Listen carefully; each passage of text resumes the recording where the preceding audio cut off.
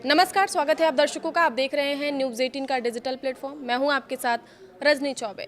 Delhi NCR में taxi, auto और transport यूनियनों की 3 दिन की हड़ताल का असर अब धीरे धीरे तेज होता दिखाई दे रहा है। सुबह जहां कई इलाकों में स्थिति सामान्य नजर आ रही थी, वहीं दिन बढ़ने के साथ बॉर्डर इलाकों में ट्रकों की लंबी कतारें लगनी शुरू हो गई हैं। ऐप आधारित कैब सेवाओं जैसे ओला, उबर और रैपिडो की उपलब्धता भी कई जगह प्रभावित हुई है। यात्रियों को रेलवे स्टेशन, मेट्रो स्टेशन और ऑफिस हब तक पहुंचने में परेशानी का सामना भी करना पड़ रहा है। यूनियनों का ऐसा कहना है कि बढ़ती पेट्रोल, डीजल और सीएनजी कीमतों के बीच मौजूदा किराए पर संचालन करना मुश्किल हो गया है। इसके अलावा ईसीसी शुल्क में बढ़ोतरी और BS14 कमर्शियल वाहनों पर प्रस्तावित प्रतिबंध को लेकर भी ट्रांसपोर्ट संगठन सरकार के खिलाफ नाराज है। All India motor transport Congress, AIMTC और कई ड्राइवर यूनियन इस आंदोलन का समर्थन कर रही है।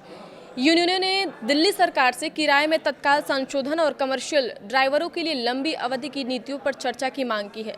हालांकि सभी यूनियनों ने इस हड़ताल के साथ नहीं है। 6 ऑटो यूनियनों ने खुद को चक्कर जाम से अलग कर लिया है।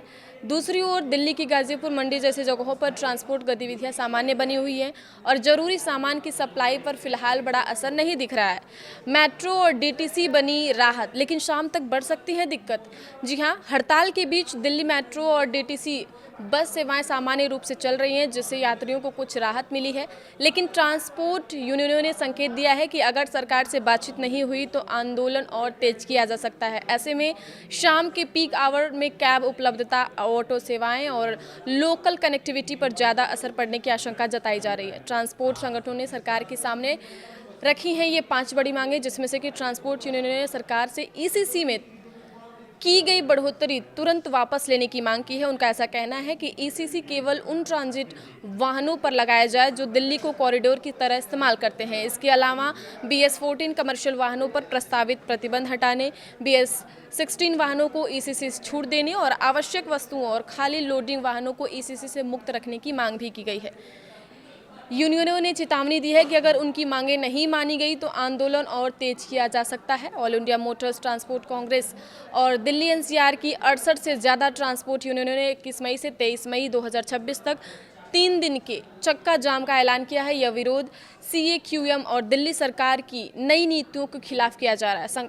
ट्रांसपोर्ट संगठनों ने 3 दिनों तक दिल्ली NCR में परिवहन संचालन बंद रखने का भी फैसला लिया है।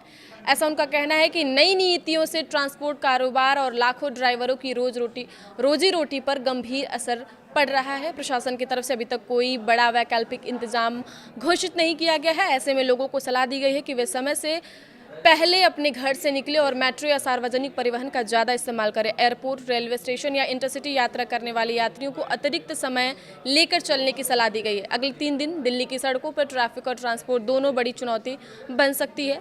आगे की खबरों के लिए आप देखते रहिए न्यूज़ 18 का डिजिटल प्लेटफॉर्म। धन्यवाद।